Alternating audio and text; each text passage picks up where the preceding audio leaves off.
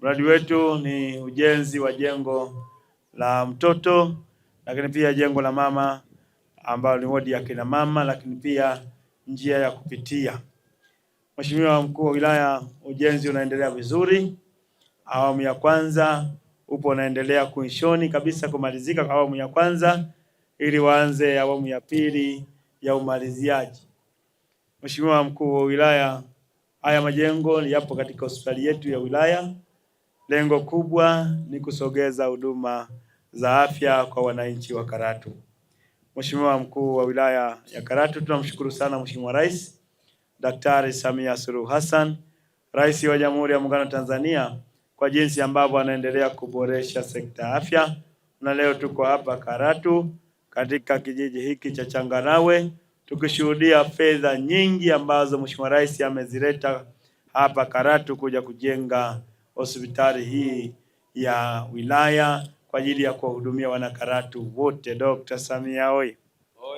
Sasa hivi Karatu hatutakuwa na shida tena ya kupata huduma za afya za kibingwa, lakini pia hapa pana sifa kubwa kwamba ndipo panapozalisha oksijeni na kupeleka katika mahospitali mengine. Kwa hiyo tunamshukuru sana Mheshimiwa Rais kwa uboreshaji mkubwa wa huduma za afya katika halmashauri yetu ya wilaya ya Karatu. Dr. Samia oye!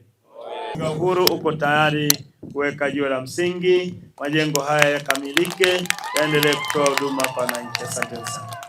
Mradi huu ulianza kutekelezwa tarehe 19 mwezi wa kwanza 2026 na unatarajiwa kukamilika tarehe 30 mwezi wa 7 2026.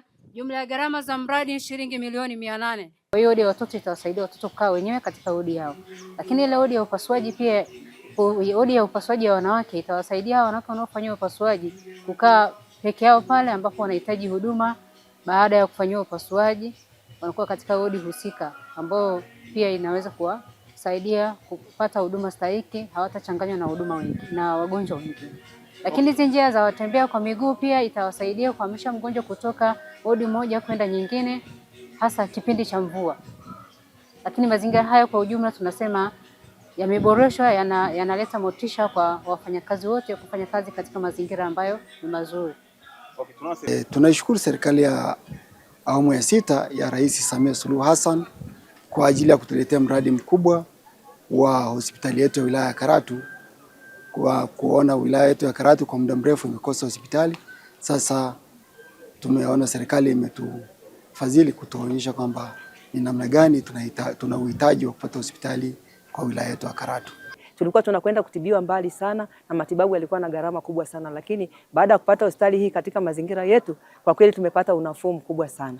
Vile vile kwanza nashukuru sana hasa kwa majengo haya ambayo leo yamekwenda kufunguliwa, majengo kwa ajili ya upasuaji, kwa sababu kwanza badala ya kwenda kupasuliwa au kupata huduma mbali ya upasuaji, watu watapata huduma hapa karibu, akina mama watapata huduma karibu. Hii itaokoa maisha ya kina mama na kupunguza vifo vya kina mama na watoto vile vile. Kwa sababu kabla ya kuwa na hospitali hii, wamama wengi walikuwa na kujifungua njiani. Wengi sana walikuwa wanajifungua njiani na kutafuta msaada wa kupeleka hospitalini, wengine walikuwa wanapoteza maisha, wengine walikuwa wanapungukiwa na damu nyingi barabarani, lakini baada ya kupata huduma hii imekuwa karibu, hata ni rahisi kutafuta usafiri wa karibu, hata wakati mwingine ambulance iko hapa, hata kama ni kijijini imetokea kuna mzazi amepata changamoto, unaweza kukimbia hapa ukachukua ambulance ukamkimbiza mgonjwa hospitalini na akaokolewa kwa haraka.